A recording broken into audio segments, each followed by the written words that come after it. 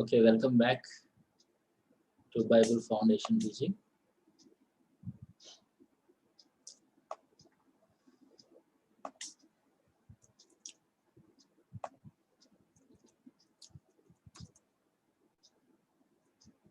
Welcome back to Bible Foundation teaching. మీ అందరికీ Bible పునాది బోధనకు స్వాగతం. క్రితం పాఠాన్ని ఒకసారి రివిజన్ చేసుకొని మనం ఈరోజు పాఠంలో ముందుకు కొనసాగుదాం. సో చెప్పండి, ఏం గుర్తున్నాయి క్రితం పాఠంలో?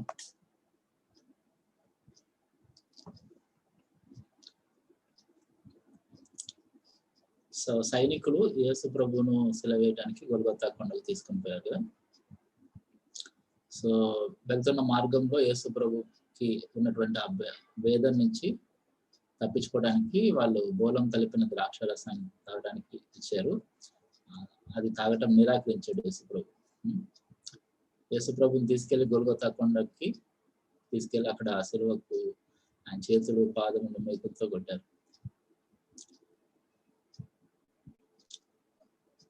సో ఈ విధంగా మరి ఆయన చేతులు కాళ్ళు పొడవబడతాయి అనేటువంటి ప్రవచనం కూడా దేవుడు ముందుగానే దావీదు ప్రవక్త ద్వారా 1000 సంవత్సరాల పూర్వం రాయించాడు. యేసు ప్రభు శిలువ కొట్టబడి ఎత్తబడ్డాడు. సో మోషే గురించి యేసు ప్రభు నికోదేముతో చెప్తారు కదా, అరణ్యంలో మోషే సర్పం ఎలా చెప్తానో విశ్వసించి ప్రతివాడు నశింపక నిత్యజీవం పొందినట్టు మనుష్య కుమారుడు ఎత్తబడవలనని. సో ఆ విధంగా నెరవేరింది. యేసు ప్రభు నికోదేము జ్ఞాపకం చేసిన ఆ సందర్భం, మనుష్య కుమారుడు ఎత్తబడవలను అని నికోదేముతో చెప్పాడు యేసు ప్రభు. మరి ఆ యేసు ప్రభు మన కొరకు మరి ఎత్తబడ్డాడు.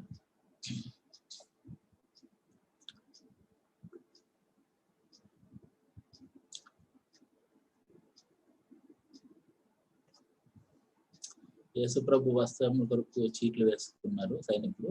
ఇది కూడా ప్రవచనం ప్రకారం నెరవేరింది. శిలువలో యేసు ప్రభు తలకు పైన ఆయనపై మోపబడిన నేరం రాయించబడింది. ఏంటా నేరం? నజరేయుడైన యేసు యూదుల రాజు. సో ఆయన పైన మోపబడిన నేరము ఆయన తల పైన శిలువ పైన రాయబడి కొట్టబడింది. సో యేసు ప్రభు శిలువకు ఇరువైపులా 2 బందిపోటు దొంగలు కూడా సిలువేయబడ్డారు. సో అక్రమకారులలో ఒకనిగా ఎంచబడ్డాడు అని ప్రవచనం నెరవేరింది. అక్కడ యేసు ప్రభు శిలువపై ఉన్నప్పుడు ఆయన అపహసించి అవమానించారు. సో అవి కూడా ప్రవచనాత్మకంగా నెరవేరింది. సో ప్రపంచంలో చరిత్రలోనే అత్యంత ప్రాముఖ్యమైన ఘట్టంలోనికి వచ్చాం మనం. ఏంటది? సో యేసు ప్రభు వారు శిలువ వేయబడ్డం. అవునా? This is the most spectacular event of all the human history. మానవ చరిత్ర అంతట్లో కూడా అత్యంత ప్రాముఖ్యమైనటువంటి ఘట్టం ఏదైనా ఉందంటే దేవుని కుమారుడు మన పాపములకు పరిహారంగా శిలువ పైన తను తాను బలిగా అర్పించుకోవటం, ఆయన మరణించడం, ఆయన రక్తాన్ని చిందించడం. సో మొదటిగా మన పాపం యొక్క శిక్షణ గురించి మనం జ్ఞాపకం చేసుకుంటే, పాపానికి శిక్ష ఏంటి? మరణం. ఆత్మీయ మరణం, శారీరక మరణం, నిత్య మరణం. ఆత్మీయ మరణం అంటే దేవునితో సంబంధం సహవాసం కోల్పోవటం. శారీరక మరణం అంటే దేవుడు ఇచ్చినటువంటి ఆత్మ ప్రాణాలు దేహం నుంచి రావడం. నిత్యమైన మరణం అంటే నిత్యత్వంలో దేవుడి నుంచి శాశ్వతంగా దూరం అయిపోయి అపవాది వాని దురాత్మలకు సిద్ధపరిచినటువంటి నిత్యాగ్ని గుణంలో శిక్షించబడ్డం. సో పాపం వల్ల వచ్చే జీవితం మరణము అని మనం చూస్తున్నాం. సో మరణం ద్వారా పాప పరిహారం చెల్లించబడకుండా దేవుడు కానీ క్షమిస్తే దేవుడు అన్యాయస్తుడు అవుతాడు. కాబట్టి యేసు ప్రభు మనకు బదులుగా మరణించాలంటే ఆయన పాపం లేనివానిగా ఉండాలి. దేవుడు యేసు ప్రభుని శిలువపై ఉన్నప్పుడు యేసు ప్రభు వైపు నుంచి తన ముఖం విప్పేసుకున్నాడు. అప్పుడు దేశమంతా కూడా చీకటి గమ్మింది. యేసు ప్రభు ఏలి ఏలి లామా సబక్తాని, నా దేవా నా దేవా నన్ను ఎలా చేయి విడిచిది అని కేక వేశాడు. సో యేసు ప్రభు మన పక్షంగా ఆయన ఆత్మీయమైన మరణాన్ని అనుభవిస్తున్నాడు. సో ఆ క్షణం వరకు కూడా యేసు ప్రభుకి తండ్రికి ఎడబాటు ఎన్నడూ రాలేదు. తండ్రి అయిన దేవుడు యేసు ప్రభుకి ఎల్లప్పుడూ తోడుగానే ఉన్నాడు. అటువంటిది మరి నిత్యత్వం నుంచి మరి ఈ లోకంలో వచ్చిన తర్వాత మొట్టమొదటిసారిగా యేసు ప్రభు తండ్రి యొక్క సన్నిధిని కోల్పోయినటువంటి క్షణం అది. సో యేసు ప్రభుకి అత్యంత అవసరమైన సమయంలో దేవుడు యేసు ప్రభువు నుండి తన ముఖాన్ని తిప్పేసుకున్నాడు. సో ఈలో లామా సబక్తాని అని బిగ్గరగా కేక వేశాడు యేసు ప్రభు. మాటకు అర్థమేంటి? నా దేవా ఎందుకు చెయ్యి విడిచితివి అని అర్థం. సో యేసు ప్రభు ఆ మాటలు చెప్పినప్పుడు అక్కడ ఉన్న వాళ్ళందరూ కూడా ఆ మాటలు అపార్థం చేసుకున్నారు. సో యేసు ప్రభు శిక్షించబడుతున్నాడు అక్కడ. యేసు ప్రభు తన రక్తాన్ని అంటే తన ప్రాణాన్ని దారబోస్తున్నాడు. సో మనల్ని రక్షించాలంటే మరి ఏదైతే పాప పరిహారం చెల్లించాలో ఆ చేయాల్సినంతటి పాప పరిహారాన్ని యేసు ప్రభు శిలువ మీద చేసేసాడు. యేసు ప్రభు చివరిగా గొప్ప కేక వేసి ప్రాణం విడిచి, ఏంట ఆ కేక అంటే సమాప్తమైనది అన్నాడు. సమాప్తమైనది అంటే ఏంటి అర్థము? మన పాపములకు పూర్తి పరిహారం, ఫుల్ పేమెంట్ అనేది పే చేస్తాడు యేసు ప్రభు, చెల్లించేస్తాడు. ఇంకా ఏం మిగిలేదు, ఇంకేం బాకీ లేదు. 100% ఆయన పే చేసేసాడు. 100%, 100% ఆయన చెల్లించాడు. ఇంకా ఏమీ మిగిలిలేదన్నమాట. మనం ఇంకేం చెల్లించాల్సిన అవసరం లేదు. మనకు బదులుగా మన విమోచన క్రయధనంగా తన ప్రాణాన్ని యేసు ప్రభు చెల్లించాడు. సో ఇప్పుడు యేసు ప్రభు మన కొరకు పాప పరిహారం చేసిన తర్వాత ఇంకా ఎవ్వరు ఏమాత్రం దేవుడి నుంచి వేరేయాల్సిన అవసరము లేదు. యేసు ప్రభు చెప్పాడు కదా, నేనే మార్గం సత్యం జీవం, నా ద్వారా తప్ప ఎవరిని తండ్రి వద్దకు రాడని. సో యేసు ప్రభు మన కొరకు చేసినటువంటి పాప పరిహారాన్ని బట్టి మనం దేవుని దగ్గరకు వచ్చి సమకూర్చబడచ్చు. అటువంటి మార్గాన్ని దేవుడు యేసు ప్రభు ద్వారా మనకు అనుగ్రహించాడు. సో చూడండి, మానవుని యొక్క సంబంధం దేవునితో సమకూర్చబడింది. మానవుని దేవునితో సమకూర్చడానికి యేసు ప్రభు పూర్తి పరిహారం చెల్లించేశాడు.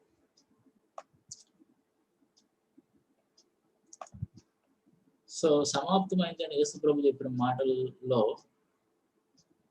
తండ్రి అయిన దేవుడు పూర్తిగా ఏకీభవించడానికి మనకు స్పష్టంగా కనపరిచాడు. ఏం చేశాడు యేసు ప్రభు చెప్పిన మాటకి తండ్రి అయిన దేవుడు ఏ విధంగా అంగీకరించడానికి మనకి చూపించాడంటే, దేవాలయపు తెర పై నుండి కిందకి 2గా చించేశాడు తండ్రి అయిన దేవుడు.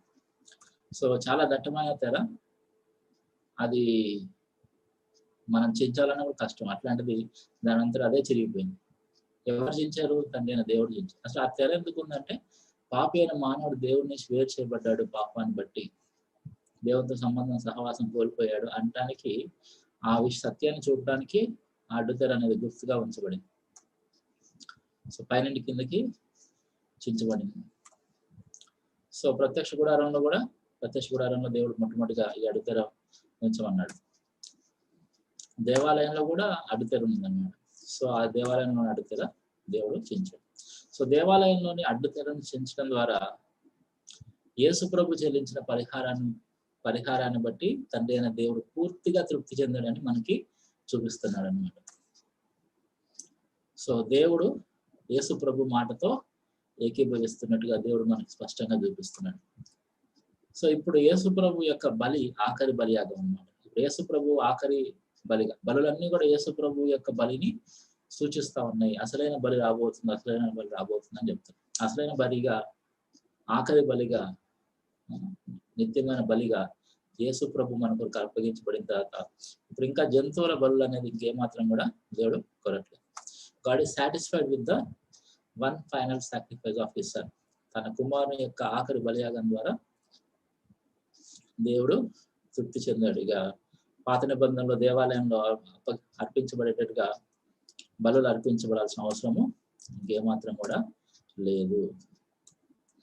సో మనం దేవుని చేత అంగీకరించబడటానికి యేసు ప్రభు చేయాల్సినంత చేసేసాడని దేవుడు తన వాక్యం ద్వారా మనకి తెలియజేస్తుంది. ఇప్పుడు మనం దేవుని చేత అంగీకరించబడ్డామా లేదా మనం ఎలా తెలుసుకోవాలి? దేవుడు తన వాక్యంలో మనకి చెప్తా ఉన్నాడు అన్నమాట. సో దేవుడు లోకం ఎంతో ప్రేమించెను, కాగా ఆయన తన అద్వితీయ కుమారునిగా పుట్టిన వాని విశ్వాసం నుంచి ప్రతివాడు నశింపక నిత్య జీవం పొందినట్లు ఆయన్ను అనుగ్రహించెను. లోకం తన కుమారు ద్వారా రక్షణ పొందుటకే కానీ లోకం తీర్పు తీర్చుటకు దేవుడు ఆయన లోకంలోకి పంపలేదు. చూడండి, ఏం చేస్తే దేవుడు మనల్ని అంగీకరిస్తాడంటే, దేవుడు మనం ప్రేమించి తన కుమారుని అనుగ్రహించాడు. సో మనం ఏం చేయాలి? విశ్వసించాలి. విశ్వసిస్తే ఖచ్చితంగా దేవుడు మనల్ని అంగీకరిస్తున్నాడని మనకి తెలుసు. మనం రక్షించడానికి చూడండి, తన కుమారుని ద్వారా మనం రక్షించడానికి దేవుడు తన కుమారుని ఈ లోకంలోనికి పంపించాడు, కానీ తీర్పు తీర్చటకు పంపించలేదు. కాబట్టి యేసు ప్రభు చిందించినటువంటి తన రక్తము, యేసు ప్రభు యొక్క మరణం ద్వారా మన పాపములకు పూర్తి పరిహారం చెల్లించబడింది. కాబట్టి ఇప్పుడు యేసు ప్రభు నా పాపములకు పరిహారం చేశాడు, దేవుడు యేసు ప్రభు నా పక్షంగా చెల్లించినటువంటి ఆ విమోచన ప్రయాణాన్ని అంగీకరించాడు అని మనం విశ్వసిస్తే దేవుడు యేసు ప్రభుని బట్టి మనల్ని ఏం చేస్తున్నాడు? సంపూర్ణంగా అంగీకరిస్తున్నాడు. సో యేసు ప్రభు నందు విశ్వాసం ఉంచే వారికి తీర్పు తీర్చబడదు. ఆల్రెడీ ఇంతకుముందు తీర్పు కింద ఉన్నాం, మనం తీర్పు నుంచి బయటకు వచ్చేసాం అన్నమాట. సో విశ్వసింపని వాడు, ఇంతకుముందు మనకి విశ్వాసం లేదు, దేవుడి స్వార్థ మనకు తెలియదు, అప్పుడు మనము తీర్పు కింద ఉన్నాం. ఒకవేళ ఈ స్వార్థ అంతా విని కూడా ఇంకా విశ్వసించకపోతే మాత్రం ఆ తీర్పులోనే నిలిచి ఉంటాం తప్ప తీర్పులో నుంచి దాటివేయబడమన్నమాట. సో మనం విశ్వాసం ఇస్తే మన మీద ఉన్న తీర్పు తొలగిపోతుంది. సో కుమారుని యందు విశ్వాసం ఉంచువాడే నిత్య జీవం గలవాడు, కుమారునికి విధేయుడు కానివాడు జీవం చూడగానే దేవుని ఉగ్రత వాని మీద.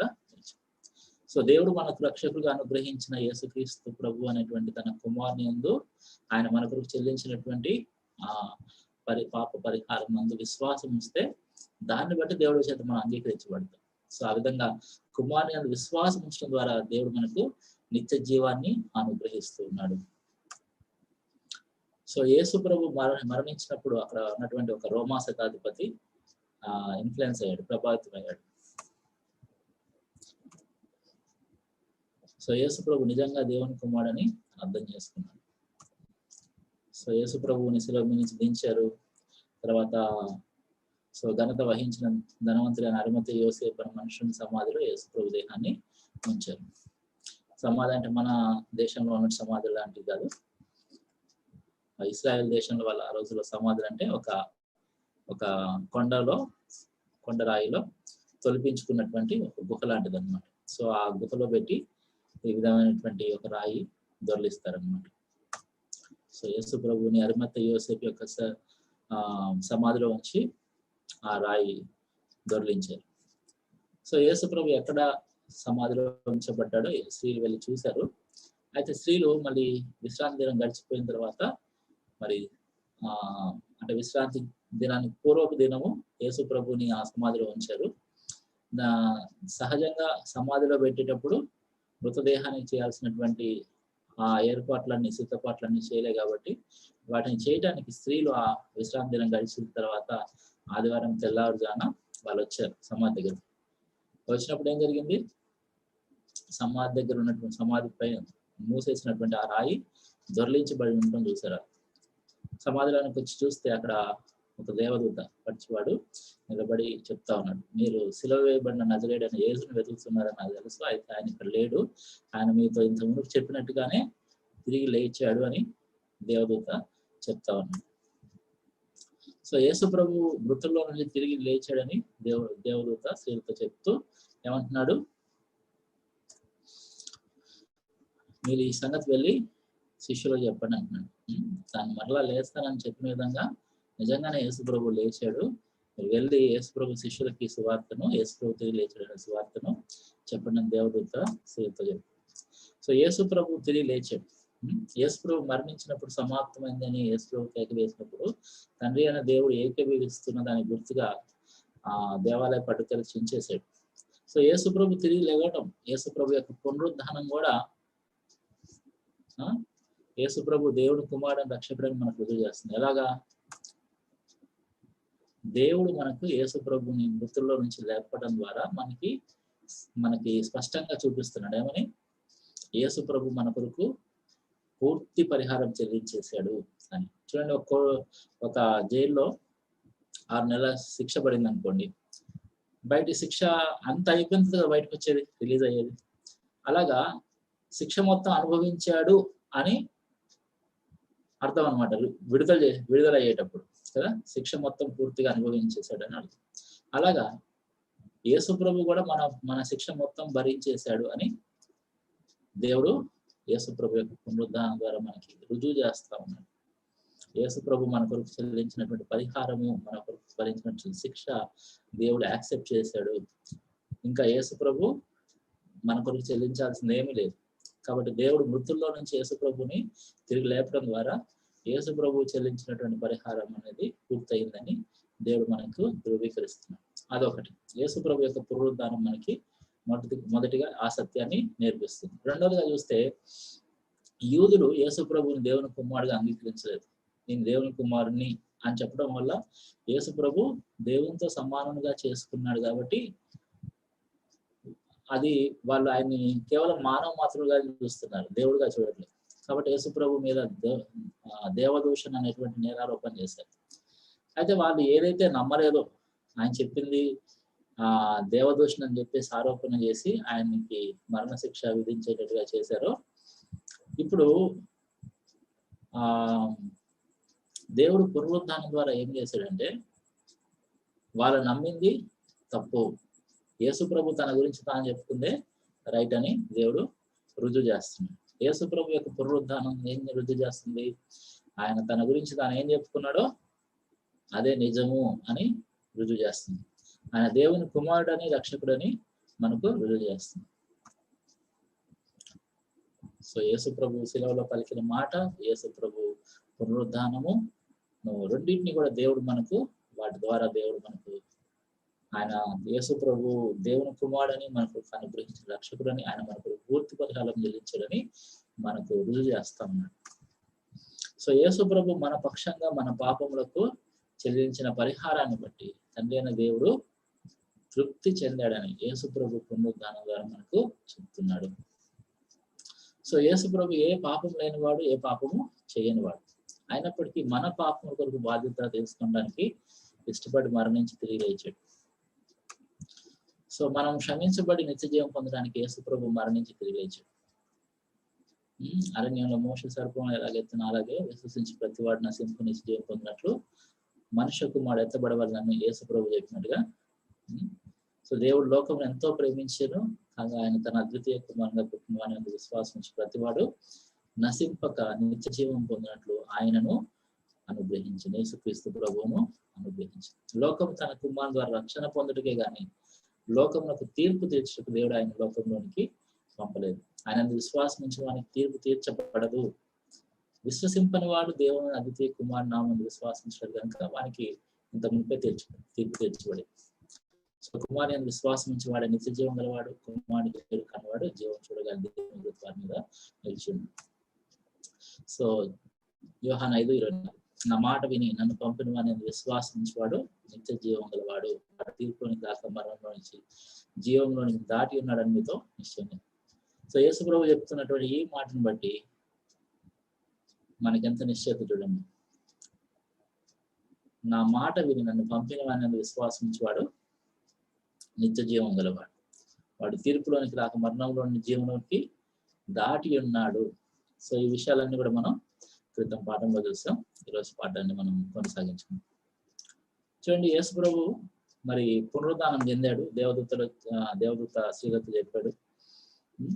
సో వాటి గురించి చూస్తే, సో ఆదివారం తెల్లవారినప్పుడు యేసు ప్రభు లేచి తాను 7 దెయ్యములు వెళ్ళగొట్టిన మగ్దలేన మరియకు మొదట కనపడ్డాడు.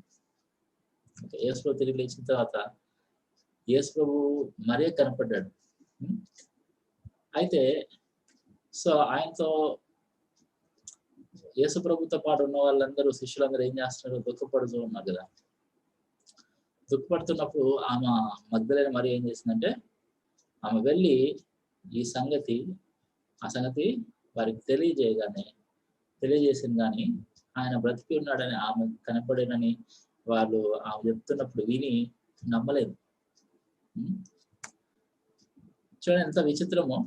యేసు ప్రభు తిరిగి లేచాడు అని చెప్పేసి ఆ మగ్దలేన మరి వెళ్ళేసి చెప్తే ఎవరు నమ్మట్లేదు? యేసు ప్రభు శిష్యులే నమ్మట్లేదు. ఈరోజు చాలా మంది నమ్మకపోతే పెద్ద విచిత్రం ఏం కాదు. అయితే యేసు ప్రభు శిష్యులు నమ్మాలి కదా. అంటే నా పాయింట్ ఏంటంటే, యేసు ప్రభు శిష్యులు కూడా నమ్మలేదంటే అర్థం ఏంటి?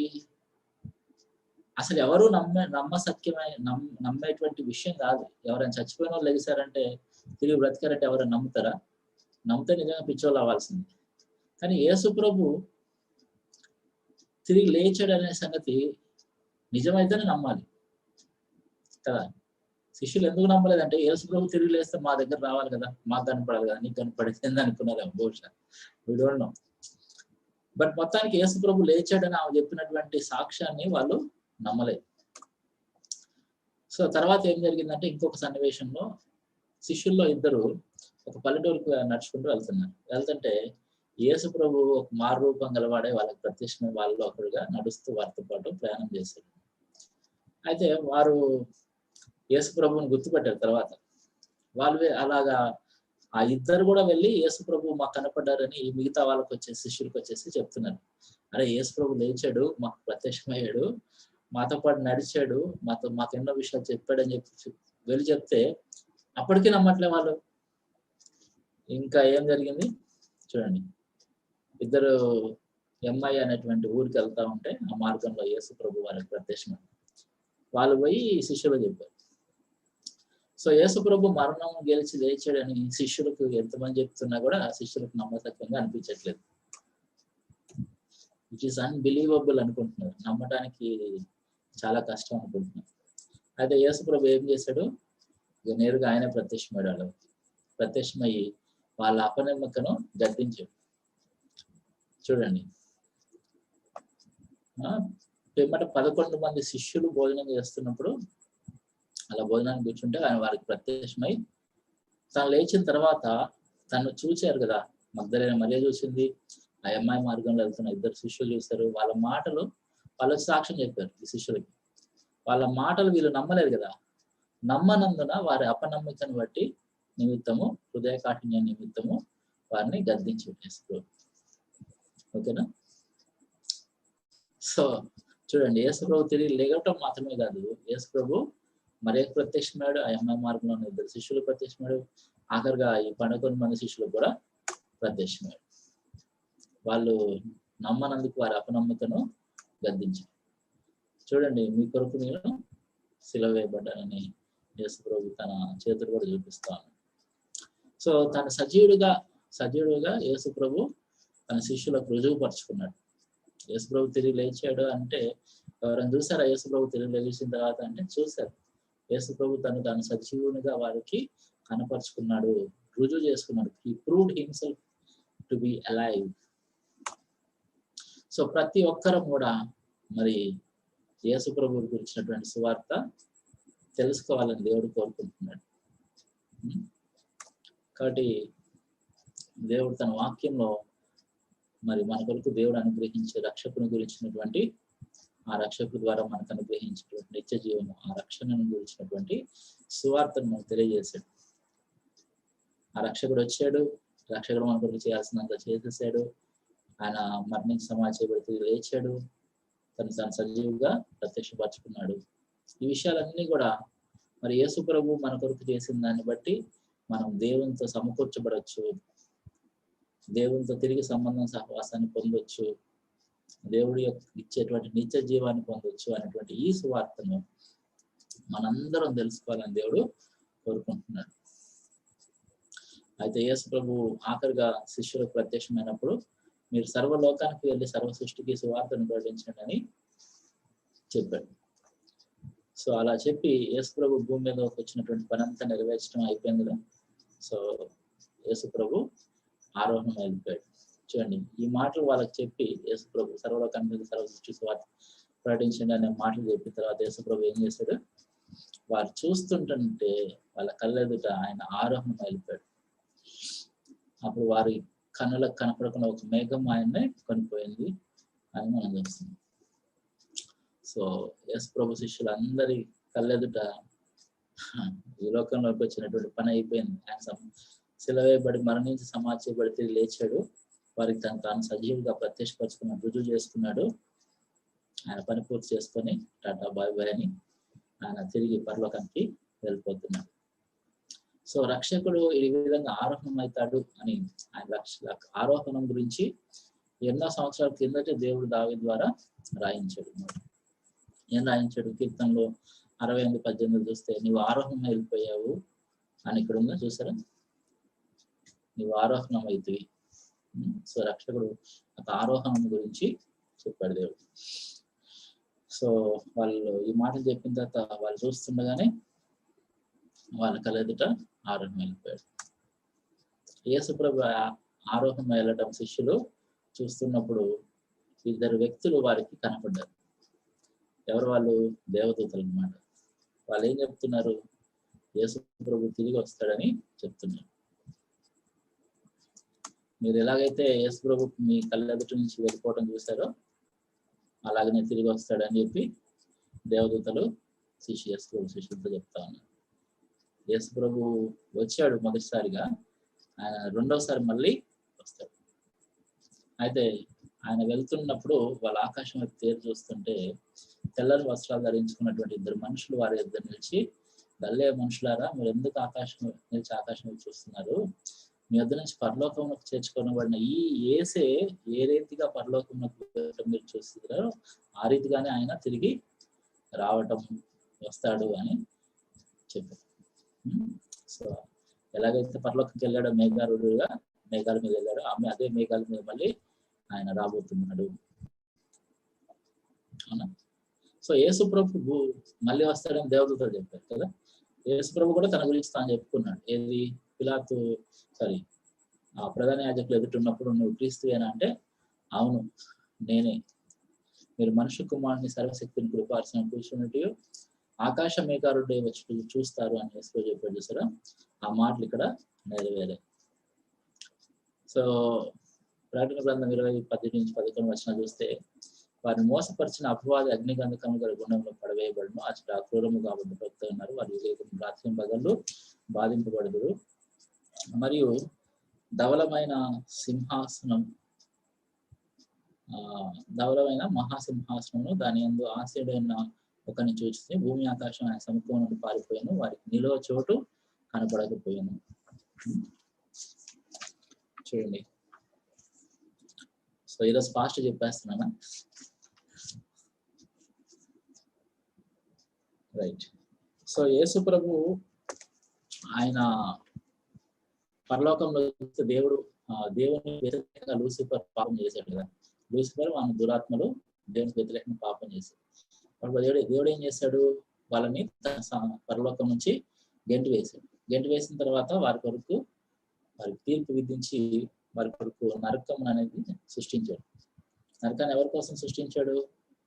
దేవునికి వ్యతిరేకంగా తిరుగుబాటు చేసిన మొట్టమొదటి పాపం చేసిన ఆ లూసిఫర్కి వాని దూతలకు. ఆ లూసిఫరే సాతానుగా అపవాదిగా మారడం మనం చూస్తాం. ఆ దూతలే పరిశుద్ధ దేవుని దూతలు కాస్త అపవాది యొక్క సాతాను యొక్క దూతలుగా ఆత్మలుగా అపవిత్రాత్మలుగా మారాయని చూస్తాం. సో ప్రప్రథమంగా దేవుడు నరకాన్ని వాళ్ళ కొరకు సృష్టించాడు. అవునా? ప్రప్రథమంగా నరకాన్ని దేవుడు వాళ్ళ కొరకు సృష్టించాడు. అయితే మరి నరకంలో వేసాడు వాళ్ళని అంటే వేయలేదు. కానీ యేసు ప్రభు రెండోసారి వచ్చినప్పుడు ఆయన ఆ విధంగా చేయబోతున్నాడు. ఓకే. సో యేసు ప్రభు తిరిగి రెండోసారి వచ్చినప్పుడు ఎలా వస్తాడు? ఆయన మానవులందరికీ తీర్పు తీర్చడానికి న్యాయాధిపతిగా వస్తాడు. మొదటిసారిగా రక్షకుడుగా వచ్చాడు, రెండోసారి న్యాయాధిపతిగా సర్వశక్తులకు ప్రభువుగా ఆయన రాబోతున్నాడు. అప్పుడు ఎవరైతే యేసు ప్రభు సువార్తను నమ్మలేదో వాళ్ళందరినీ నరకంలో వేస్తారు అన్నమాట. సో యేసు ప్రభు అసలు దేవుడు మొట్టమొదటిగా అపవాది వాని దూతలకు సిద్ధపరిచాడు నిత్యాగ్ని. సో అపవాది ఏం చేస్తున్నాడు? ఇప్పుడు సర్వలోకంలో మానవులందరినీ దేవుని యొక్క సువార్త సత్యాన్ని తెలుసుకోకుండా మోసం ఉంచుతా ఉన్నాడు. అలాంటి అపవాదిని యేసు ప్రభు తిరిగి వచ్చిన తర్వాత ఏం చేస్తాడు? అగ్నిగంధకమును గల గుండంలో పడవేస్తాడు. మీకు గుర్తుంది కదా, ఆ గదరేనీయుల ప్రాంతంలో యేసు ప్రభు వెళ్ళినప్పుడు తన శిష్యులతో కలిసి అక్కడ సేన అనే దెయ్యం పట్టిన వాడు ఉన్నాడు. ఆ దెయ్యంలో ఏం చేస్తున్నాయి? యేసు ప్రభువుని బతిమాడుతున్నాయి. యేసు సర్వోన్నతుడు దేవుని కుమారుడా, అప్పుడే మమ్మల్ని నశింపజేయడానికి వచ్చేవాని భయపడ్డాయి. గుర్తుందా? సో యేసు ప్రభు అపవాదిని వాని దూతలను నిత్య నరకాగ్నిలో పడేస్తాడు. మన దేవదూతల గురించి మాట్లాడుకున్న సందర్భంలో కూడా ఆ విషయాలు మాట్లాడుకున్నాం. సో అప్పుడు యేసు ప్రభు అపవాదిని వాని దురాత్మలో పడేస్తాడు అనమాట. గంధకములలో పడేస్తాడు. Okay, right. సో అప్పుడు తీర్పు జరుగుతుంది అనమాట. దేవుడు తీర్పు తీరుస్తాడు. గొప్పవారేమి కొద్దివారేమి మృతులైన వారందరూ ఆ సింహాసనం ఎదుట నిలబడి ఉండడం నేను చూశాను. గ్రంథంలో విప్పబడ్డాయి, జీవ గ్రంథం అని వేరే గ్రంథం విప్పబడను. ఆ గ్రంథంలో ఎందుకు రాయబడిన ప్రకారం వారి క్రియలు చొప్పున మృతులు తీర్పు పొందారు అని చూస్తాం. సో చచ్చిపోయిన వాళ్ళందరూ కూడా తిరిగి లేచి దేవుడి ఎదుట తీర్పు కొరకు నిలబడతారు. సముద్రము తనలో ఉన్న మృతులను అప్పగించను. మరణము పాతాళలోకం వాటి వశంలో ఉన్న మృతులను అప్పగించను. వారిలో ప్రతివాడు తన క్రియల చొప్పున తీర్పు పొందును. మరణమును మృతుల లోకమును అగ్నిగుండములో పడవేయబడను. ఈ అగ్నిగుండం రెండవ మరణం. ఎవరి పేరైనా జీవగ్రంథం రాయబడిన కనపడినట్టు వాడు అగ్నిగుండంలో పడవేయబడను. చూసారా? సో ఆ విధంగా అగ్నిగుండంలో వాళ్ళు పడవేయబడతారు. దేవుని యొక్క సువార్తను అంగీకరించిన వారందరూ కూడా దేవుడి ఎదుట తీర్పు కొరకు నిలబడ్డప్పుడు మరి దేవుడు ప్రశ్నిస్తాడు, మీరు సువార్తను ఎందుకు నమ్మలేదని వారిని ప్రశ్నించి వాళ్ళని విమర్శించి వాళ్ళని అగ్నిగుండంలో పడవేస్తాడు. సో ఎవరిని నరకంలో వేసి శిక్షించడం అనేది దేవుడికి ఇష్టం లేదు. దేవుడికి ఏమైనా సరదానా నరకంలో పడేయటం మనుషుల్ని? దేవుడికి ఇష్టం లేదు. మరి ఇష్టం లేదన్నప్పుడు ఎందుకు పడేస్తున్నాడు అంటారు అని అడుగుతాడు చాలా మంది. మరి దేవుడి న్యాయం ప్రకారం దేవుడు సువార్త ద్వారా అంటే యేసు ప్రభు ద్వారా తన దగ్గరకు వచ్చి సమకూర్చబడకపోతే దేవునితో ఆ సంబంధాన్ని సహవాసం తిరిగి పొందకపోతే సాతాను బిడ్డలుగానే ఉండి సాతాను వలె దేవునికి శత్రువులుగా ఉంటే దేవుడు తన శత్రువులందరినీ శిక్షిస్తాడు కదా. సాతాను వారి దురాత్మను శిక్షిస్తున్నాడు. వాళ్ళతో పాటు సాతాను సంబంధులుగా, సాతాను పిల్లలుగా, సాతాను రాజ్య సంబంధులుగా ఉన్న వాళ్ళందరినీ దేవుడు ఏం చేస్తాడు? శిక్షిస్తాడు. సో మనందరం ఈ లోకంలో పుట్టడంతోనే పాపులుగా సాతాను పిల్లలుగా పుట్టాం. మరి దేవునితో సమకూర్చబడటానికి దేవుడు మన కొరకు రక్షకుని అనుగ్రహించి ఉంచాడు. ఆ రక్షకుడు మన కొరకు చేయాల్సినంత చేస్తాడు. ఈ సువార్త కూడా దేవుడు మనం ప్రేమించి మనకి తన వాక్యం నుంచి తెలియజేస్తున్నాడు. ఇంత విన్న తర్వాత మరి మారు మనసు పొందకుండా రక్షకుని అందు విశ్వాసం నుంచి రక్షకుని ద్వారా దేవుని దగ్గర రాకుండా ఉంటే మరి దేవుడు శిక్షించడం స్పష్టంగా దేవుడు ముందుగానే తన వాక్యంలో చెప్పాడు. తన పాపం చేసిన వారందరినీ కూడా దేవుడు శిక్షించేటువంటి దేవుడు. అసలు ఆయన క్షమించే దేవుడు కాదు. అపవాది వారి దురాత్మను క్షమించాడా? పాపం చేసిన వాళ్ళు ఎవరిని క్షమించడు. మానవులు కూడా పాపం చేసిన పాపులైన మానవులు ఎవరిని కూడా దేవుడు క్షమించడు. క్షమించినటువంటి దేవుడు క్షమిస్తానని చెప్పినప్పుడు ప్రారంభంలో మనం చెప్పుకున్నాం కదా, దేవదూతలందరూ ఆశ్చర్యపోయారు. సాతాను వారి దురాత్మలు అనుకున్నారు దేవుని ఎదుట గెలిచామనుకున్నారు. కానీ దేవుడు చెప్తున్నాడు గేమ్ ఇస్ నాట్ ఓవర్, ఇంకా ఆట అయిపోలేదు, ఆట ఉంది అన్నాడు. ఏమన్నాడు దేవుడు? నీకును స్త్రీకి, నీ సంతానం కామ సంతానము వైరం కలుగుతుంది. స్త్రీ సంతానంగా వచ్చేటువంటి రక్షకుడు నీ యొక్క అధికారం నుంచి మనుషుల్ని విడిచిపించి తిరిగి నాకు అధికారం కిందకి తీసుకొస్తాడు అనే రక్షకుడు ద్వారా మానవులను దేవుడు రక్షిస్తానని వాగ్దానం చేశాడు. ఆ విధంగా ఈరోజు ఈ సువార్త ఎంతో మంది మరి విన్నారు, విశ్వసించారు. ఆ విధంగా నరకంలో భయపడాల్సినటువంటి వాళ్ళు మరి నరకాన్ని తప్పించుకొని దేవునితో తిరిగి సమకూర్చబడ్డారు. కానీ ఎవరైతే విశ్వసించారో, ఈ విషయాలన్నీ కూడా లెక్క చేయరో, ఎవరైతే నమ్మరో అట్లాంటి వాళ్ళందరినీ కూడా మరి దేవుడు నరకంలో వేయాలి. కానీ దేవుడికి ఇష్టం లేదు మన నరకంలో వేయబడ్డం అనేది. దేవునికి ఇష్టం లేదు. 2 పేతురు 3:9 చూస్తే ఎవరునూ నశింపవలనని ఇచ్చయింపక అందరూ మారు మనసు పొందవలని కోరుచు ఆయన మీ ఎడ్ల దీర్ఘశాంతం గలవాడై ఉన్నాడు అని రాసింది. చూడండి, నరకంలో పడవేయబడి ఆ ధనవంతుడు అగ్నిలో కాలుతున్నప్పుడు మనం చూసే అంతటి యాతన అనుభవించాం. అటువంటి యాతనకు మనం గురవటం దేవునికి ఇష్టం లేదు. దేవుడు ఖచ్చితంగా ఆయన న్యాయవంతుడు, ఖచ్చితంగా ఆయన శిక్షించేవాడు. పరలోకంలో లూసిఫర్ పాపం చేస్తే ఆయన సహించలేదు, దేవదూతలు పాపం చేస్తే సహించలేదు. అలాంటిది మానవుని సహిస్తాడా? మానవులు కూడా సహించాడు. అయితే రక్షకుని అనుగ్రహించాడు. ఆ రక్షకుని విశ్వాసం ఉంచితేనే మానవులకి రక్షణ మార్గం. దేవుడు చూపించినటువంటి ఏకైక మార్గం దేవుని దగ్గరికి మనం రాగలిగి, మనం క్షమించబడగలిగి, సమకూర్చబడి ఆ నిత్య జీవం పొందేటువంటి ఏకైక మార్గం, మరణం తప్పించుకొని నిత్య జీవాన్ని పొందే ఏకైక మార్గంగా దేవుడు మనకు రక్షకుని అనుగ్రహించాడు. ఆ రక్షకుని ద్వారా దేవుని దగ్గర రాకపోతే మనం దేవుని నుంచి శాశ్వతంగా దూరం అయిపోయి ఆ నిత్య నరకంలో మనం యాతన పెట్టబడాల్సి వస్తుంది. అయితే ఆ విధంగా మనం అయిపోవడం అనేది దేవునికి ఇష్టం లేకనే దేవుడు మన కొరకు తన కుమారుని రక్షకుగా అనుగ్రహించాడు. సో చూడండి 2 Pétero 3:9 చదువుతారా? కొందరు ఆలస్యమని ఎంచుకున్నట్లు ప్రభువు తన వాగ్దానమును గూర్చి ఆలస్యము చేయువాడు కాడు గాని ఎవడనూ నశింపవలనని ఇచ్చేయింపక అందరూ మారు మనసు పొందవలనని కోరుచు మీ ఎడల దీర్ఘశాంతం గలవాడై ఉన్నాడు.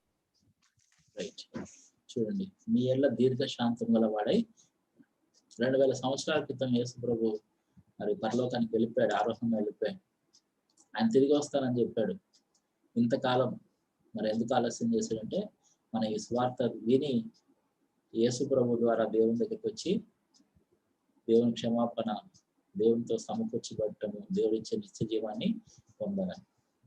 ఇలా నరకంలోకి వెళ్ళడానికి కాదు. అది దేవుడికి ఇష్టం లేక మన ఎడల దీర్ఘశాంతం గలవాడై. సో దేవుడు తన వాక్యాన్ని చాలా స్పష్టంగా తెలియజేశాడు మనం ఎలా రక్షణ పొందాలని. God has clearly communicated how man can be saved. So ఎక్కడ చెప్పాడు? పాత నిబంధన మొత్తం కూడా చెప్తుంది కదా. సో పాత నిబంధన చూస్తే పాత నిబంధన అంతా కూడా రక్షకుడు రాబోతున్నాడు అని దేవుడు ప్రవక్తల ద్వారా అనేకమైన ప్రవచనాలు రక్షకుని గురించి రాయించి చెప్తా ఉన్నాడు మానవులకి. సో పాత నిబంధనలో ఉన్నటువంటి అనేకమైనటువంటి లేఖనాలు రక్షకుని యొక్క రాకడ గురించి, అంటే ఆ రక్షకుడు వచ్చి మన రక్షణ కొరకు ఏం చేస్తాడో అదంతా కూడా రాయించి ఉంచండి. ఆయన మన కొరకు శిలువ మీద మరణిస్తాడని, సమాధిపడి 3వ దినం తిరిగి లెగిస్తాడని, యేసు ప్రభు గురించి రక్షణ, యేసు ప్రభు గురించిన విషయాలు పాత నిబంధనలోనే దేవుడు ప్రవక్తల ద్వారా రాయించాడు. సో మనం ఏం చేద్దాం అంటే పాత నిబంధనలో ఉన్నటువంటి 3 ప్రాముఖ్యమైనటువంటి ఘట్టాలు మనం చూద్దాం. Okay, 3 events from the old testament మనం చూద్దాం ఇప్పుడు. సో ఇవన్నీ యేసు ప్రభువుని ఎలాగా పాయింట్అవుట్ చేస్తున్నాయి, యేసు ప్రభు వస్తున్నాడని ఎలా చెప్తున్నాయో మనకి మనం 3 ఈవెంట్స్ మనం చూద్దాం. ఓకే, సో మనం చూసేటువంటి మొట్టమొదటి ఏంటి? ఏదైనా తోటలో జరిగిన విషయం అన్నమాట. ఓకే, సో మనం ఏం చేసి కూడా దేవుని చేత అంగీకరించబడలేము అని మనం గ్రహించాలని దేవుడు కోరుకుంటున్నాడు. సో చూడండి, దేవుడు ఆదాము అవ్వలకు చర్మపు చొక్కాలు తొలగించాడు కదా. చదవండి.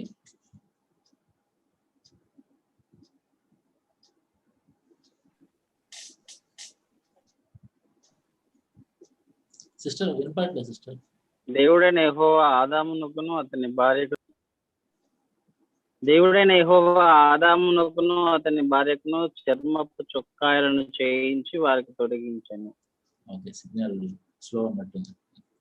సో దేవుడైన యెహోవా ఆదామునకును అతని భార్యకును చర్మపు చొక్కాలను చేయించి వారికి తొలగించాను. రైట్. సో గుర్తుంది కదా, దేవుడు ఆదాము వాళ్ళకి చర్మపు చొక్కాలు ధరింపజేయటం. సో ఆదాము వాళ్ళకి దేవుడు చర్మపు చొక్కాలు ధరింపజేయటం ఏం తెలియజేస్తుందంటే దేవుని యొక్క కనికరము, కృప. వాస్తవానికి వాళ్ళు పాపం చేసిన తర్వాత వాళ్ళు ఏం చేశారు? వాళ్ళు దేవుడు చెప్పిన మాటలే నిజమని అర్థమైందారు. అవునా? వాళ్ళకి భయం వచ్చింది, సిగ్గు వచ్చింది, అపరాధ భావం, ఫియర్, షేమ్, గిల్ట్ ఇవన్నీ కూడా అనుభవిస్తున్నారు. అవునా? సో దేవుడు యొక్క ఆజ్ఞను అతిక్రమించిన మరుక్షణమే వాళ్ళు ఆత్మీయంగా వర్ణించారు. వాళ్ళ యొక్క సిగ్గును, అవమానాన్ని కప్పుకోవడానికి అంజూరపు ఆకులను కప్పుకుంటా ఉన్నారు, వస్త్రాలు చేసుకుని కప్పుకుంటున్నారు. కానీ దేవుడు వచ్చినప్పుడు, పిలిచినప్పుడు మరి వాళ్ళు కప్పుకొని ఉన్నారు కదా. దేవుడి ఎదురికి వచ్చి నిలబడగలిగారా? ఇంకా వాళ్ళు దిగంబరులుగానే ఉన్నట్టుగా వాళ్ళు ఫీల్ అవుతున్నారు కదా. సో ఆదాము ఎక్కడ ఉన్నావన్న దేవుడు పిలిచినప్పుడు ఆదాము ఏమని జవాబిచ్చాడు? నేను దిగంబరిగా నుంటిని కనుక నీకు భయపడి దాగుకుంటున్నా నేను. అవునా? సో ఇంకా దిగంబరుడుగానే ఉన్నాడు. ఎప్పుడు ఆదాము యొక్క దిగంబరత్వం పోయింది? దేవుడు చర్మపు చొక్కాలు ధరింపజేశాడు. సో ఒకసారి మానవుడు పాపం చేసిన తర్వాత దేవుడు ఎదుటికొచ్చి నిలబడేటువంటి స్థితి లేదు. దేవుడు ఎదుటికొచ్చి నిలబడాలంటే దేవుడే మానవుని ఆ విధంగా తన ఎదుట నిలబెట్టుకోగలగాలి. మానవుడు సిగ్గుపడకుండా, భయపడకుండా దేవుడు ఎదుట నిలబడటానికి వాడి వల్ల కాదు. అటువంటి సిగ్గుపడకుండా, భయపడకుండా నిలబడే స్థితిలో దేవుడు మానవుని నిలబెట్టుకోగలుగుతాడు. అవునా?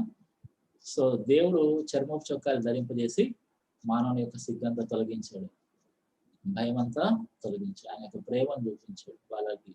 వాళ్ళ దిగంబరులుగా ఉన్న వాళ్ళకి వస్త్రాలు ధరింపజేసి తన ఎదుట నిలబెట్టుకున్నాడు.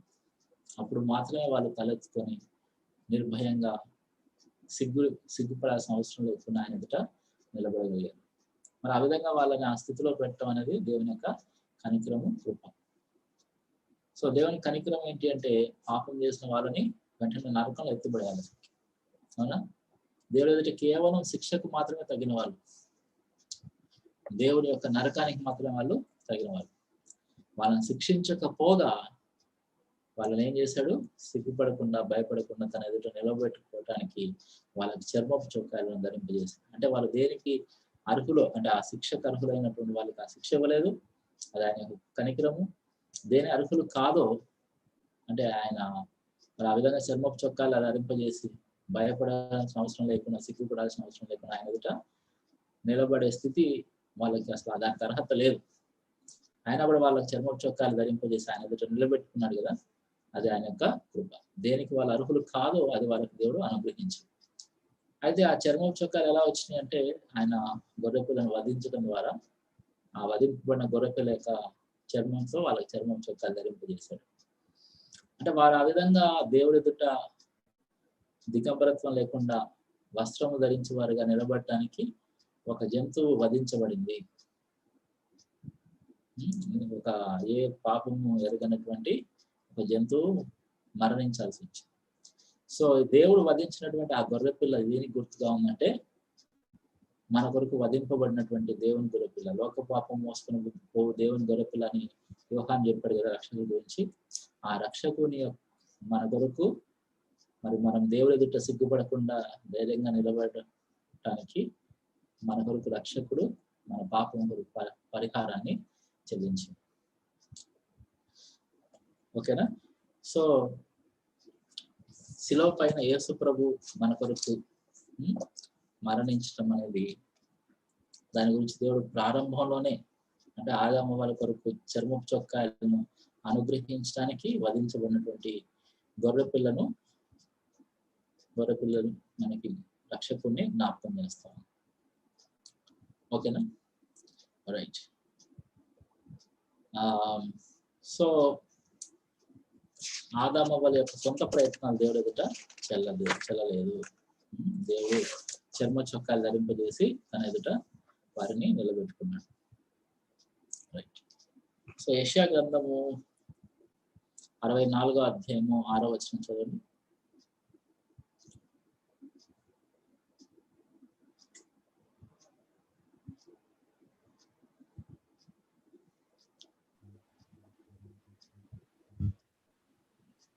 చదవండి. మేమందము పవిత్రముల వంటి వారమైతిమి, నీటి క్రియలన్నీ మురికి గుడ్డల వలన ఆయను. మేమందరము ఆకువల వాడిపోతిమి, గాలివాన కొట్టుకొని పోనట్లు మా దోషములను మమ్మల్ని కొట్టుకొని పోను. ఓకే, మేము అందరము అపవిత్రుల వంటి వారమైతే మా నీతి క్రియలన్నీ మురికి గుడ్డల వలె అయిపోయినాయి అని చెప్తున్నాను. సో మానవుడు, పాపి అయిన మానవుడు, అది ఆదాము పాపం చేసిన తర్వాత చర్మపు చొక్కాల్లో ఏ దేవుడు ధరింపజేయక మునుపు అంజూరపు ఆకులతో వస్త్రాలు కుట్టుకున్నాడు చూసారా. ఆ ఆకులు దేనికి గుర్తున్నాయి అంటే, గుర్తుగా ఉన్నాయంటే మానవుల యొక్క సొంత ప్రయత్నానికి గుర్తుగా ఉన్నాయి. సో మానవుడు తన సొంత ప్రయత్నాల ద్వారా దేవుని ఎదుటికి వచ్చి దేవుని చేత అంగీకరించబడ్డాడని దేవుడు చూపిస్తా ఉన్నాడు. సో మానవుల యొక్క నీతి క్రియలన్నీ మురికి గుడ్డలు. అయితే మన కొరకు యేసు ప్రభు వారు వధించబడ్డాడు. చదవండి యెషయా గ్రంథం 53:4.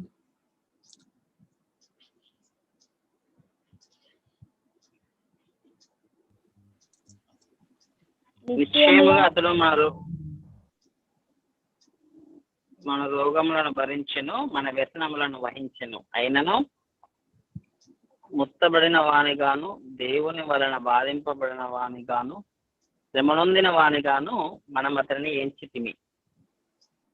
రైట్. సో యేసు ప్రభు ఏం చేశాడు? మన రోగములను భరించాడు, మన వ్యసనములను వహించాడు. సో దేవుని వలన మొత్తబడి వారుగాను, దేవుని వల్ల బాధింపబడిన వారుగాను, శ్రమ పొందిన వారుగాను అయ్యాడు యేసు ప్రభు మన కొరకు. ఇంకా చదవండి 53:5-6. సరే, తన అతిక్రమం బట్టి, మన అతిక్రమం బట్టి అతడు గాయపరచబడను, మన దోషం బట్టి నలగొట్టబడను, మన సమాధానార్థమైన శిక్ష అతని మీద పడను, అతడు పొందిన దెబ్బల చేత మనకు స్వస్థత కలుగుతున్నది. మనందరం గొర్రెల వల్ల త్రోవ తప్పిపోతుంది, మనలో ప్రతివాడు తనకి ఇష్టమైన త్రోవ తొలగెను, యెహోవా మనందరి దోషమును అతని మీద మోపెను. చూడండి, మన అతిక్రమంలో క్రియలను బట్టి అతడు అంటే యేసు ప్రభు, రక్షకుడైన యేసు ప్రభు గాయపరచబడ్డాడు. మన దోషముల శిక్షను బట్టి ఆయన నలుగొట్టబడ్డాడు. మన సమాధానార్థమైన శిక్ష అతని మీద, అతడు పొందిన దెబ్బల చేత మనకు స్వస్థత కలిగింది. చూడండి, యెహోవా మనందరి దోషమును అతని మీద.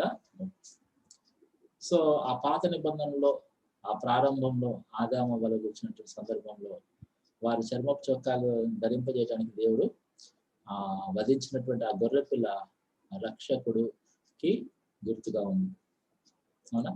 సో పాత నిబంధనలో విషయాలు రక్షకుని యొక్క రాకడ గురించి సూచిస్తా ఉన్నాయి. They are pointing forward to the coming saviour. Right. So ఆ విధంగా మరి దేవుడు అనుగ్రహించే రక్షకుడు ద్వారా, క్రీస్తు ద్వారా మాత్రమే మనం దేవుని చేత అంగీకరించబడగలము. యేసుక్రీస్తు ద్వారా దేవుడు మన కొరకు చేసిన దాన్ని బట్టి మాత్రమే మనం దేవుని చేత అంగీకరించబడగలము. మన సొంత ప్రయత్నాల ద్వారా మనం ఏం చేసేవాడు దేవుని చేత అంగీకరించబడలేదు. యేసు ప్రభు శిలువలో మన పాపములకు పరిహారంగా ఆయన వధించబడ్డాడు, ఆయన మరణించాడు, తన రక్తాన్ని మన కొరకు చిందించాడు. సో ఆయన యందు విశ్వాసం ఉంచడం ద్వారా దేవుని కృప చేత మనం రక్షించబడతాం.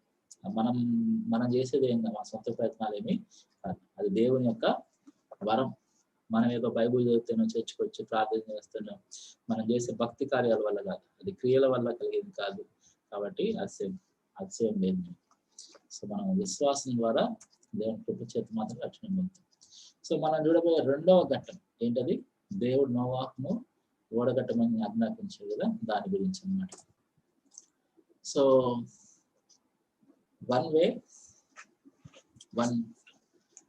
వన్ డోర్, అవునా? రైట్. ఓకే. సో యేసు ప్రభు చెప్పాడు కదా, నేనే మార్గము, నేనే సత్యము, నేనే జీవనం, నా ద్వారా తప్ప ఎవరిని తండ్రి వద్దకు రాడని చెప్పాడు. సో నోవాహు దినాల్లో దేవుడు నోవాహుకి ఓడను కట్టమని ఆజ్ఞాపించాడు. నోవాహు ఓడంతా కట్టేసాడు. ఆ ఓడ కట్టుతున్న ఆ 100 సంవత్సరాలు కూడా నోవాహు ఏం చేస్తున్నాడు?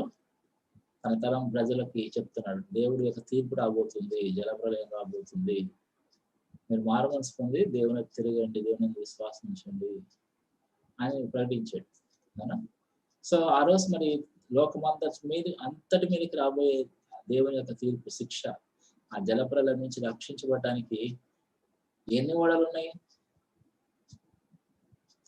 దేవుడు వారి కొరకు ప్రొవైడ్ చేసినటువంటి, అనుగ్రహించినటువంటి ఒకే ఒక రక్షణ మార్గం, దేవుని తీర్పు నుంచి రక్షించబడే ఒకే మార్గం ఏంటి? ఆ ఓడ. ఆ రక్షించబడేటువంటి ఆ మార్గంలోనికి వెళ్ళడానికి ఒకటే ద్వారం ఉంది. అవునా? ఆ ఓడ ఒకటే ద్వారం. One way one door. Yesu ప్రభు నేనే మార్గం అని చెప్పాడు, నేనే ద్వారం ఉంది. దేవుని యొక్క తీర్పు నుంచి తప్పించబడాలంటే యేసు ప్రభు ఒక్కడే మనకి మార్గం, యేసు ప్రభు ఒక్కడే మనకి ద్వారం. Is the only door, is the only way. Only one way to be saved from God's wrath. దేవుని యొక్క ఉగ్రత నుంచి, మన పాపం బట్టి మనకు రావాల్సినటువంటి దేవుని యొక్క ఉగ్రత నుంచి మనం రక్షించబడడానికి దేవుడే మనకు అనుగ్రహించినటువంటి ఏకైక మార్గం, ఏకైక ద్వారం ఏంటి? యేసుక్రీస్తు ప్రభు వారు.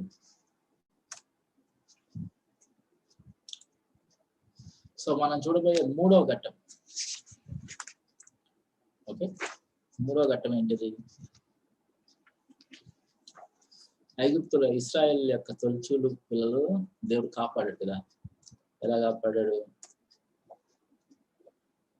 వాళ్ళు ఏం చేశారు?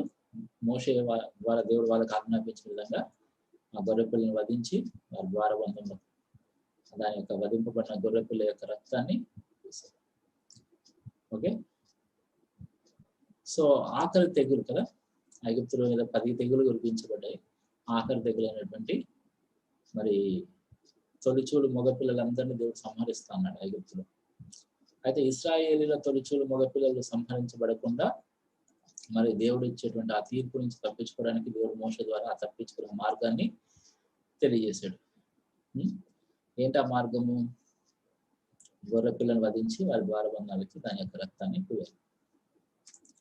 చదవండి.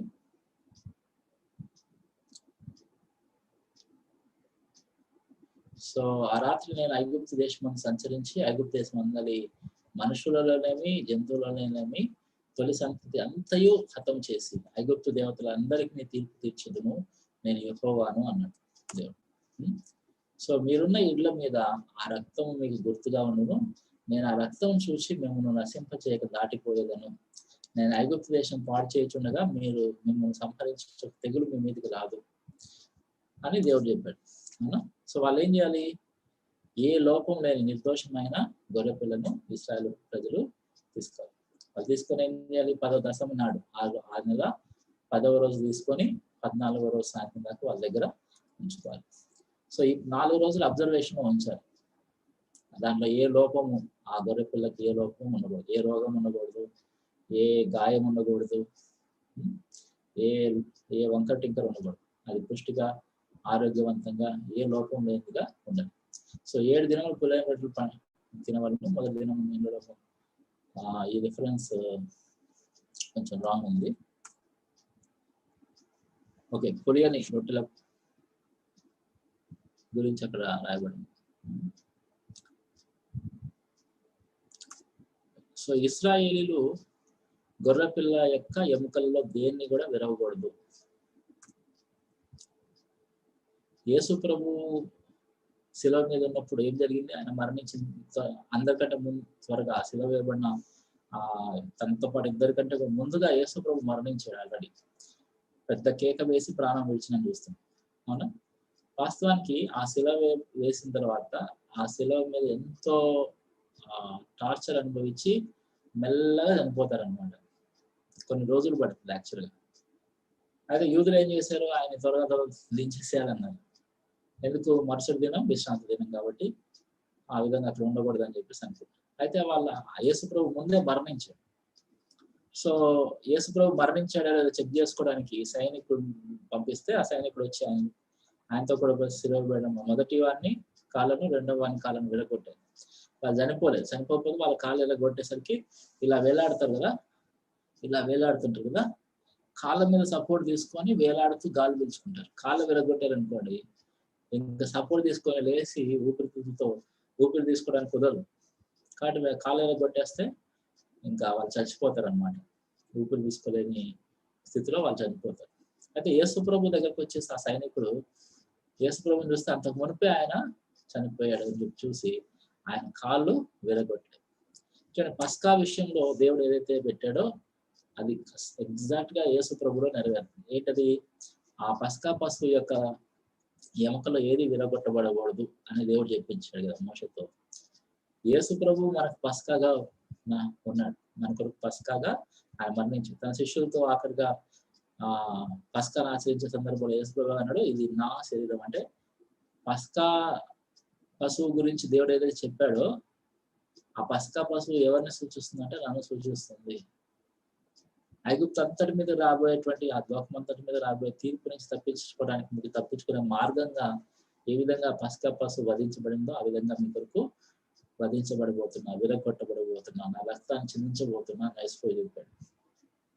పస్కా పశువు యొక్క ఎముకలు ఎలాగైతే విరగొట్టబడకూడదో యేసు ప్రభు యొక్క ఎముకల్లో కూడా ఒకటి కూడా విరగొట్టబడలేదు. చూసారా? పస్కా పశువు పాత నిబంధనలు ఇశ్రాయేల్ ఐగుప్తులో ఉన్నప్పుడు ఆఖరి తెగులు సందర్భంలో దేవుడు చెప్పినటువంటి ఆ పస్కా పశువు ఎవరిని సూచిస్తుంది? రాబోయే రక్షకుని సూచిస్తుంది. సో ఆదాము వాళ్ళ కొరకు చర్మపు చొక్కాలు ధరింపజేయడానికి దేవుడు వధించిన గొర్రెపిల్ల రక్షకుని సూచిస్తుంది. మరి ఈ పస్కా పశువు, ఈ గొర్రెపిల్ల రక్షకుని సూచిస్తుంది. ఆ నోవహు యొక్క ఓడ, దానికి ఉన్నటువంటి ఆ ఓడ ఒక్కటే రక్షణ మార్గం. ఆ ఓడకు ఉన్నటువంటి ఒకే ద్వారం, ఒకే మార్గం, ఒకే ద్వారంగా రక్షకుడు ఉన్నాడని మరి ఆ నోవహు ఓడ సూచిస్తుంది రక్షకుడు రాబోతున్నాడు. సో అతని ఎముకల్లో ఒకటైనను విరవబడదని లేఖనం నెరవేరినట్లు అలాగా జరిగింది. సో పస్కా పశువు వధించబడాలి, మరణించాలి. సో నిర్దోషమైన ఏడాది మగపిల్ల నిర్దోషమైనదిగా ఉండాలి. యేసుప్రభు పాపం లేనివాడిగా. యేసుప్రభు పస్కా గొర్రెపిల్ల యొక్క రక్తం ఇశ్రాయేల్ ఇండ్ల ద్వారబంధంలో పోయబడాలి కదా. సో 14వ దినంన వాళ్ళు ఏం చేయాలి? సాయంకాలం దాన్ని చంపి దాని రక్తం కొంచెం తీసి తాము తమ ద్వారబంధం, ఇళ్ళ ద్వారబంధం 2 నిలువు కమ్మెల మీద, పై కమ్మెల మీద చల్లాలి. సో మనం శిక్షకు మాత్రమే తగిన పాపులము అనే వాస్తవాన్ని దేవుడు మనకు కొరకు యేసుక్రీస్తు ద్వారా చేసి సిద్ధపరిచిన రక్షణను అంగీకరించారు. అర్థమైందా నేను చెప్పింది?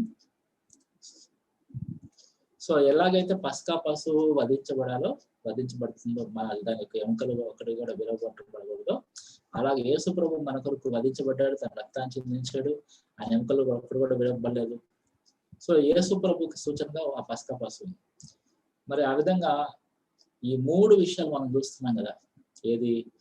ఆదాము వాళ్ళకి చర్మ చొక్కాలు ధరింపజేయడానికి వధింపబడిన గొర్రెపిల్ల యేసు ప్రభుకి సూచనగా ఉంది.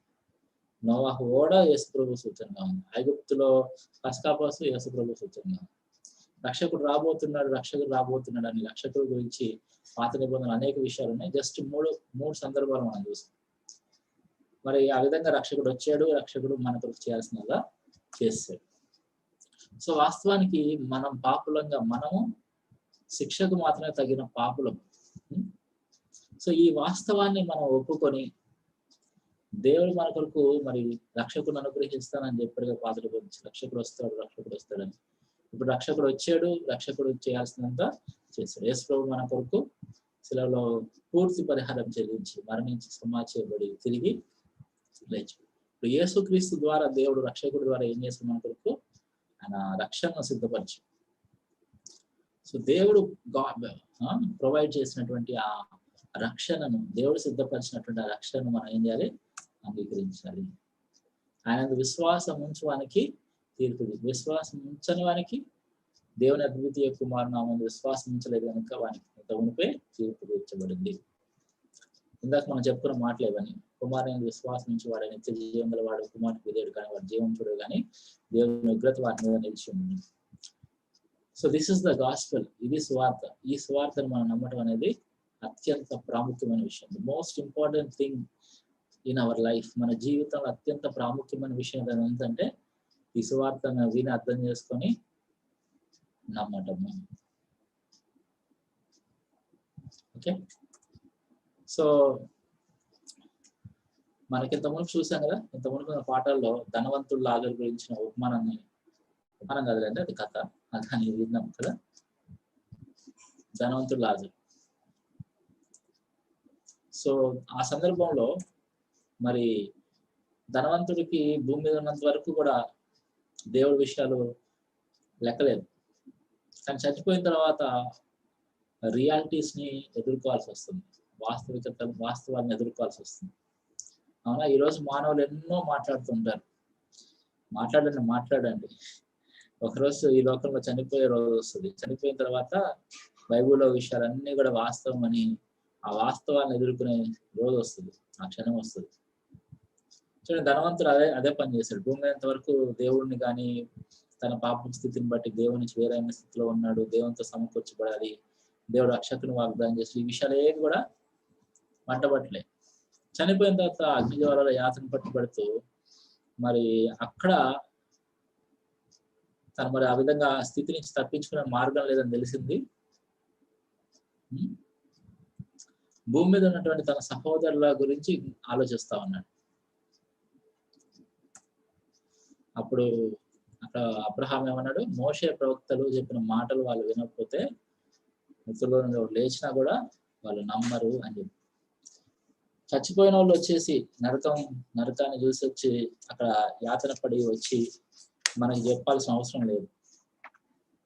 అవునా? ఇప్పుడు ఆ సందర్భంలో ఏదైతే దేవుడు చెప్పాడో, మోషే ప్రవక్తలు అంటే పాత నిబంధన లేకపోతే దేవుడు వాక్యం, మోషే ప్రవక్తలు చెప్పిన మాటలు, ప్రవక్తల ద్వారా దేవుడు చెప్పించినటువంటి మాటలు, దేవుని వాక్యం ద్వారా మనకు అనుగ్రహించాడు. ఆ వాక్యంలో ఉన్నటువంటి దేవుని యొక్క సువార్త విని మనం నమ్మాలి తప్ప చచ్చిపోయిన వాళ్ళు వచ్చి చెప్తే నమ్మాలి అని దేవుడు కోరుకోవట్లేదు, ఎక్స్పెక్ట్ చేయట్లేదు. సో దేవుడు తన వాక్యం ద్వారా మనతో మాట్లాడాడు, తన సువార్త సందేశాన్ని మనకు వినిపించాడు. సో యేసుక్రీస్తు ప్రభు ద్వారా దేవుడు మనకు అనుగ్రహించే రక్షణ గురించిన సువార్తను మనం నమ్ముతున్నామా లేదా అనే దాని గురించి మనలను బాధ్యులుగా ఎంచుతాడు దేవుడు. God holds us accountable whether we believe or not the gospel of Lord Jesus Christ. తన కుమారుడైన యేసుక్రీస్తు ప్రభువుని గురించినటువంటి సువార్తను మనం నమ్ముతున్నామా లేదా అనే దాని గురించి దేవుడు మనల్ని బాధ్యులుగా ఎంచుతున్నాడు. సో పాపం వల్ల వచ్చే జీవితం మరణము, అయితే దేవుని కృపావరము మన ప్రభు అయిన యేసుక్రీస్తునందరి నిత్య జీవము. సో దేవుడు మనకి బైబిల్ ద్వారా తన సువార్తను మనకు తెలియజేశాడు. బైబిల్ని ఎలా చూడాలని చెప్పాం మనం ప్రారంభంలో పాఠాల్లో, దేవుడు మనకు రాసినటువంటి లవ్ లెటర్ లాగా చూడాలనుకుంటున్నాం అని చెప్తున్నాం కదా. మనకి ఎవరైనా లెటర్ రాస్తే మనం ఏం చేస్తాం? తీసుకెళ్ళి వాళ్ళని పడేస్తామా? తర్వాత చూద్దాం నేను బిజీగా ఉన్నాను అనుకుంటామా? వెంటనే చూడాలనుకుంటున్నాం కదా, ఎవరు రాశారు, ఏం రాశారు అని. అలాగే బైబిల్లో దేవుడు మనకి మనం తెలుసుకోవాలని ఆయన కోరుకుంటున్నటువంటి సువార్తను రాయించి అనుగ్రహించాడు. ఇప్పుడు ఆయన మన కొరకు బైబిల్లో చెప్పినటువంటి సువార్త ఏంటో మనందరం కలిసి ఇన్ని రోజులు కూడా చూసాం. ఇప్పుడు అర్థమైన సువార్త అంటే ఏంటో, మరి ఈ సువార్త మనం నమ్ముతున్నామా లేదా? గాడ్స్ లెటర్, గాడ్స్ మెసేజ్, దేవుడు మనకి తెలియజేసినటువంటి సువార్త. ఇప్పుడు నేను చెప్పేది కాదు, నేనేమని చెప్పానంటే మీకు ఈ 82 days ఏమైనా చెప్పానంటే అదంతా కూడా దేవుడు తన వాక్యంలో చెప్పింది మీకు చెప్పాను. మీరు నన్ను నమ్మాల్సిన అవసరం లేదు, మీరు దేవుణ్ణి నమ్మాలి. దేవుడు తన వాక్యంలో మన కొరకు చెప్తున్నటువంటి విషయాలు నేను నమ్మాలి, మీరు నమ్మాలి. అవునా? రైట్. సో అది సువార్త. సో దేవుడు వాక్యాన్నిలో దేవుడు చెప్పినటువంటి సువార్తను మనం నమ్మితే విశ్వసించి ప్రతివాడు నిత్య జీవం పొందుతాడని దేవుడు చెప్తున్నాడు. So that's the gospel. Okay,